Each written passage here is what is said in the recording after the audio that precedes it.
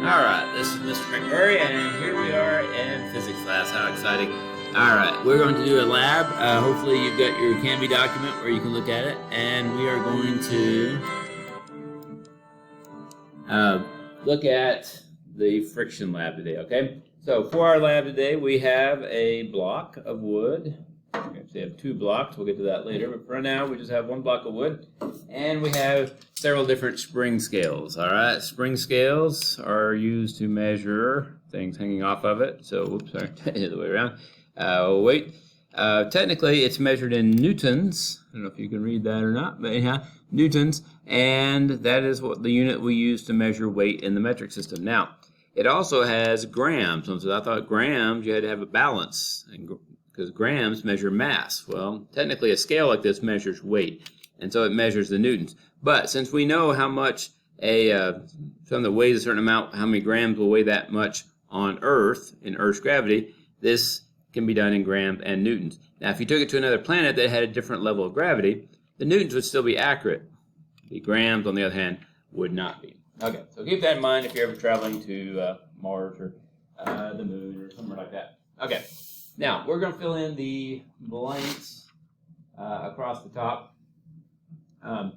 And then you can fill in the blanks as questions later on your own. Okay, so the first thing says, what is the weight of the block? All right, so we're just going to take the block and we're going to hold it up here, and we're going to measure its mass, or its weight, excuse me. Okay, so this one is 2.35. So we'll say 2.35 newtons. Now it also says to do it in grams. So in grams, we're going to say it's about 238 or so grams. Okay, 238 grams. So that goes in that first blank. Grams is 238, and whatever it was we said for the other one, I forget exactly, for the newtons. Okay, so, but you can always rewind it, see, and see it again. I can't do that in my head. So if you'll write that in the first blank. Notice that the answers are almost the same except off by 100, and there's a reason for that, but we're not going to go into it now. Okay? Anyhow, should be about that much. All right, now the rest of them we're going to do in newtons, you'll notice, okay? The first thing, when you start pulling on this, all right, when you start pulling on it, if you pull on it, it'll kind of jerk, and then it'll come back up, and if you keep it steady, it will take a certain amount of force to do it. Now, I know you can't probably see this, but when you first move it, it kind of jerks like that and goes down, and then it comes back up, and then you pull it, and it stays about the same after that.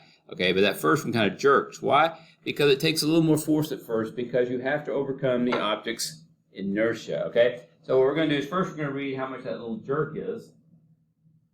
Okay, and if I do that jerk in this one, it's about there, which would be about 0.85 newtons, okay? So about 0.85 newtons is that first jerk.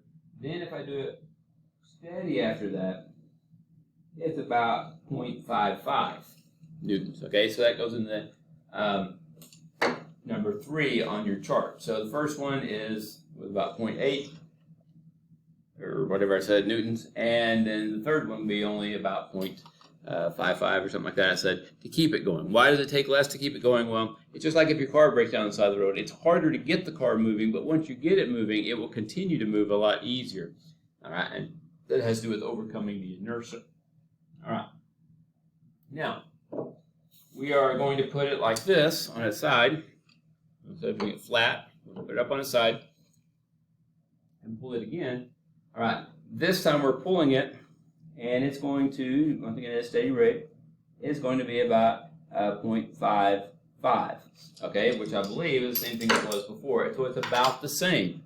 Now, the question is why? Well, when it's flat, there's more surface area, so you would think there would be more friction. However, when we turn it up on the side, there's less surface area.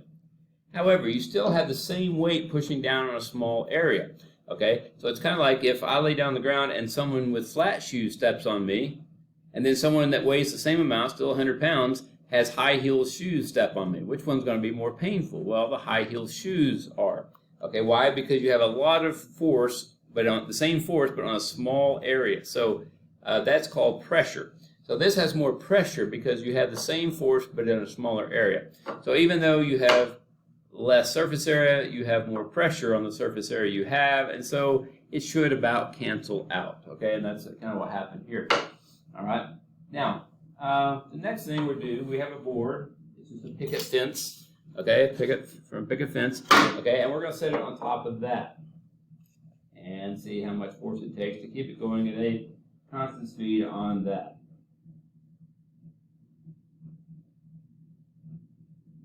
All right, let's try again. Kind of catches a little bit, so that's going to do it. Okay, I'm going to say 0.45. 0.45. Someone says, whoa, that's actually less. How can that happen? Stay tuned. We'll find out. Okay, but that goes on the one with the number 4, I believe it is.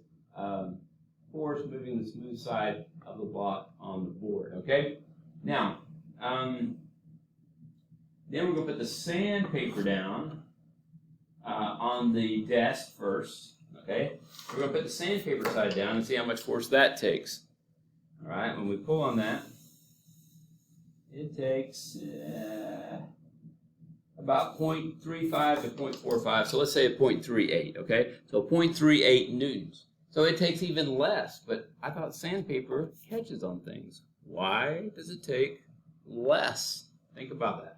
Okay, we'll come back and discuss that at the end. Okay, now the last one on that one is on the board. Now if I put the sandpaper side down, so I put the sandpaper side down on the board, and I pull it. First of all, it's hard to keep a constant speed, but when I do, it's about 135. That's grams. Sorry, let me try it again on the other side. Okay, so 1.35 newtons, okay, way more. So when I put it down here, it's much more, but when I put it on the desk, it's actually less. I wonder why.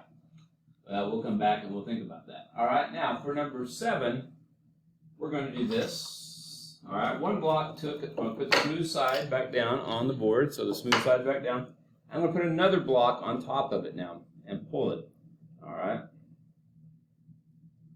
And so when I pull this, get it going at a constant speed, it's going to be about 1.20, okay? 1.20 newtons of force, okay? Because it's a bigger block, a little slightly bigger, but it about double, a little bit more, okay? And so it takes a lot more force. Obviously it does. Why does it have more friction when you have 2 blocks? Well, because you have a greater mass, therefore the force of gravity pulling down on those pushes them down harder, and it's pushing the surfaces together more. So even though it's the same amount of surface area as before, now you have more force pushing down on it, okay? And so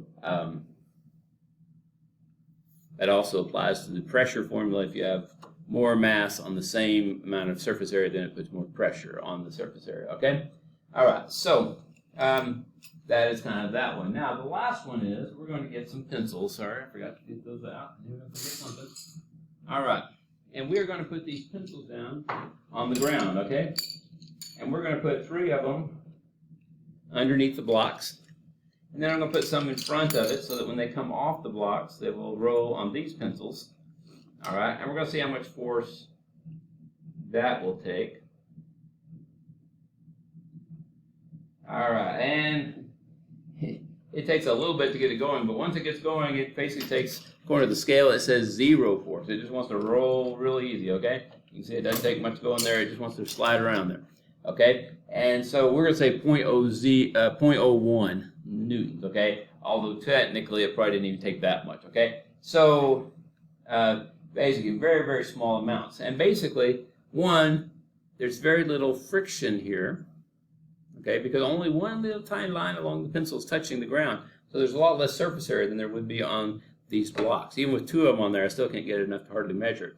Okay, just a little tiny. Also, since it's round, it rolls, and hence the invention of the wheel was a great idea. Okay, I had a heavy wooden fort thing that I had to carry to the backyard by myself one time. I tried my daughter's cart, a little red wagon, and it just flattened the wheels out. That wasn't good. Had to fix that. But then I got some logs. Put little logs, the length of logs, only a couple feet long. Put it on each side. I would roll it, then I'd take the ones off the back, put them in the front, and roll it a little farther, and I could move a much heavier weight than I could normally have lifted. No way I could have lifted it at all myself, or even pushed it along the ground, but I could do it with those little rolling logs underneath it. All right. Now, I'm not sure how much time we have here, but we are going to stop the video. That should have filled out your chart, and we'll talk about a little bit, show a little bit things about the principles behind it that we talked about besides what we talked about on the video. So let me pause. And here we are back in person. Okay, so what I would do now, I'm going to put on here, make this a little bit bigger, fit the width. Okay, if we had a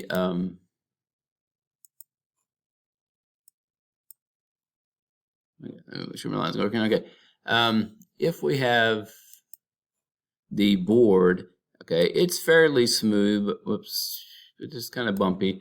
Okay, not quite that bumpy, but okay. And the board down here was a little bit bumpy. Whoops. Okay, pretend these are a lot smaller. Okay, let me try this again. Like this. And this one, it's not smooth, but they are still fairly smooth. Okay, and so they do not really catch on the board. When I put the board on the block, on wooden block on the board, since they're pretty smooth and kind of rounded off, and so even though it takes some force, but it actually takes less force on the measurements we did today. Sometimes it depends on the board you have, how rough it is and all, but they don't really hang up much because they're pretty smooth. And if you think about it, there's less surface area because some of these places where it goes up or down here, they're not in contact. So you actually have less surface area perhaps, whereas on the flat desk where it's nice and flat and a perfectly straight line, which I could draw if I had a ruler, but a perfectly straight line, then almost all of it's going to be in contact with, or a lot more of it's going to be in contact with. So that's why it might actually take a little bit less friction when you have the block rubbing on the board. Now, when we put sandpaper on the desk, okay, we have the desk, which is nice and okay, forget that. Okay. Okay. Hang on. Let's just get a ruler out here. We can do it. I can do this before the thing goes over. Maybe, maybe not. Okay. Okay. It's a flat surface. Okay. And now if the board's, and so it's a nice flat surface. There we go. All right. Now if I put the board on that, it may actually come in contact with it more than it did up here. And so it actually took more on the desk. Now, if I put sandpaper on it, sandpaper has little gritty things on it, like little teeth on it. Okay, so on the desk, there's actually less surface area, and there's nothing for it to catch on. So it actually took less force to pull it across the sandpaper side across the desk. Now, if I put the sandpaper on the board, which is rough already, okay, and it's got all these little teeth, well, they're going to catch on every little bump here, and that is why it takes more force to pull the sandpaper block over the board, because you got teeth, real sharp teeth here that catch on all those little blocks, and that causes a lot more force. Okay, that's also why a sandpaper works. Its idea is to catch on all those bumps, and if you're pushing on it hard, to wear them off and scrape it away until it is, hopefully, if not as smooth as the desk, at least a lot smoother. And that's how sandpaper basically works. You put force on it to catch on these bumps and hopefully wear them away and tear them off. And the sandpaper hopefully is harder, and therefore it will wear away the wood, and that's what you're trying to do. Okay, anyhow, so if you look at those are some of the things that affect how much friction there is, the pressure or the weight pushing down on it, the type of surface, is it smooth, is it rough, that sort of thing, and also, of course, the amount of surface area that is touching in contact. Okay, so you should be able to answer the rest of the questions using that information, hopefully, and if you have any questions, you know where to reach me, and have a very good Thursday.